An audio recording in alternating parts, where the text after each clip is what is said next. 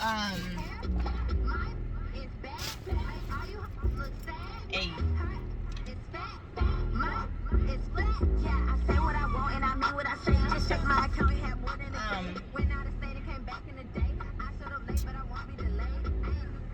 So tomorrow is like the beginning of the rest of my life, right? Like it's the beginning of a whole new world. I have something very exciting going on tomorrow I that I feel really good about. And everything is falling into place. Like it really is when you really get in tune. Like sometimes I don't even realize till I do these little videos and I really start realizing how things are going. But it's like when I really start getting in tune, when I really start manifesting and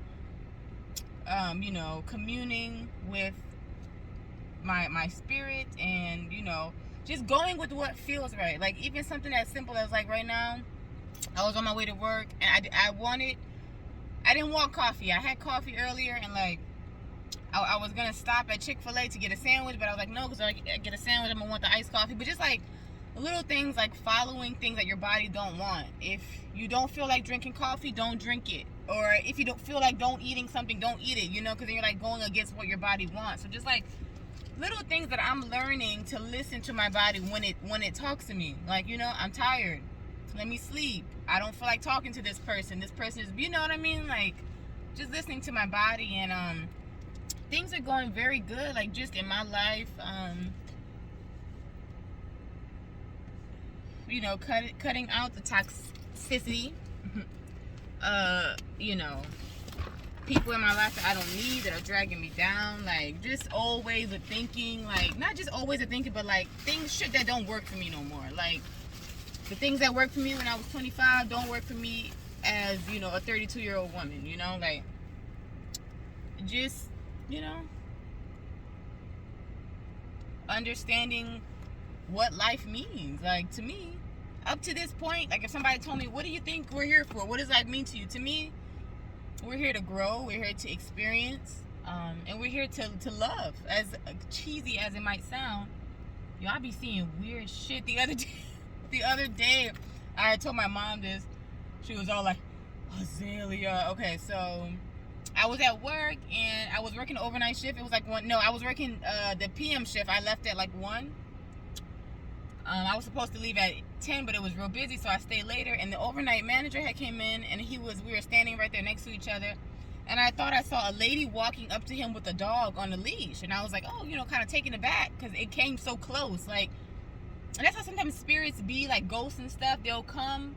They won't just look like a person. It'll be like a regular, and then it'll get big and then it'll disappear. Like it'll just like that and go away. And so I was like, oh shit, because when it did that, I was like, oh fuck. And I was like, I thought I saw a lady and a dog walking up right by you. And he was like, don't tell me you see dead people. I was like, oh nigga, I might. Like I just might. I never thought about the possibility of me seeing dead people. I know I see spirits. I know we probably all do, but we tune it out. But not until he mentioned it to me. And plus in a place like that, it's 30 years old, especially in hotels. So many people have died in hotels. Like they've committed suicide. At my last hotel, there was a domestic violence issue and somebody got shot. When I was working there, so many people die in hotels. Like, cause people come to hotels and do shit they don't do in their normal lives. It's like, cause you're away from your home, you're in a different place, it's all nice, people treating you all good, so you just do shit you don't do when you at home. So niggas come to hotels to die and shit, like to kill people. I don't know. So that until he said that, he was like, don't tell me you see dead people. I was like, damn, you might be on to something. I was like, I probably do.